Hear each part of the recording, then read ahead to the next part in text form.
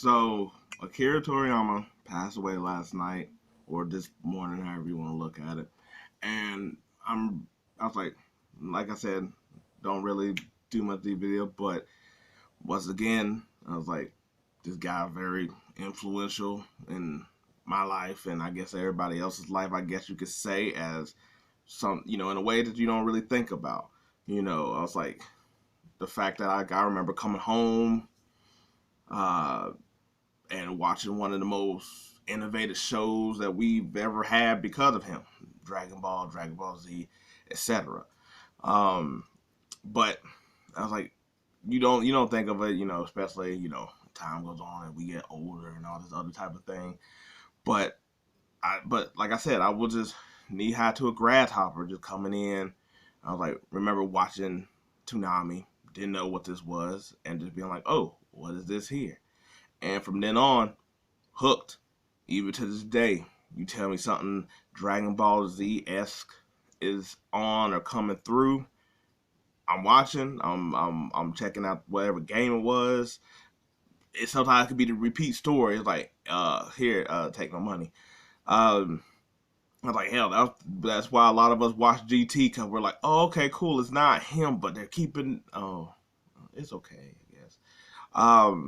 Even him, and I'll say this too, like when things like that was happening, or people would try to do their best version of impersonating him with like the shows or whatever. He said, nah.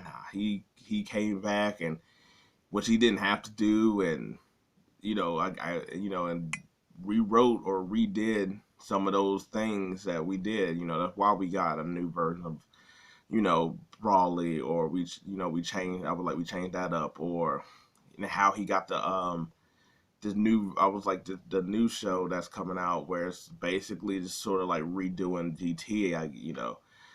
I was like something like Sparkling Zero, where it's like, oh, he bringing back Budokai again. Um, but to do it this long, all these stories and stuff like that. Um, I was like he basically sort of changed how I think he was one of the people that really changed how people seen anime.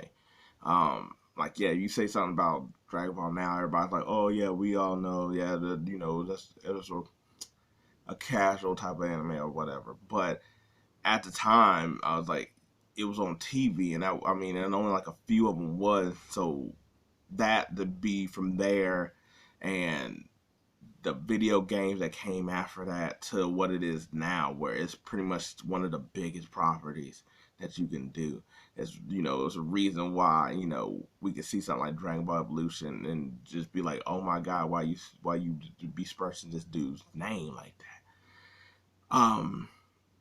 But yeah, no, I just wanted to give. I was like, what it has to me of watching that show, getting me into anime pretty much at that time. Um, from the toy, the action figure, the statues that everybody still buys to this day, to the movies we still watch, to us just craving for more and more and more DBZ.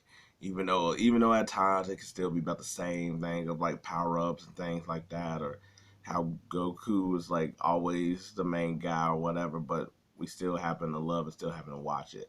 Um, yeah. So it just sucks because it's like one of them things that kind of like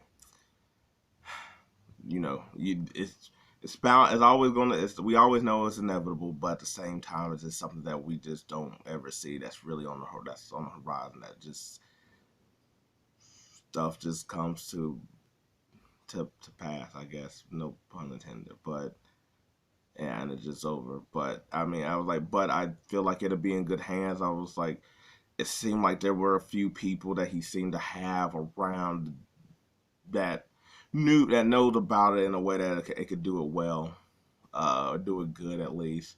Um, but yeah, we'll see how all that goes. But till then, rest in peace and condolences to his family.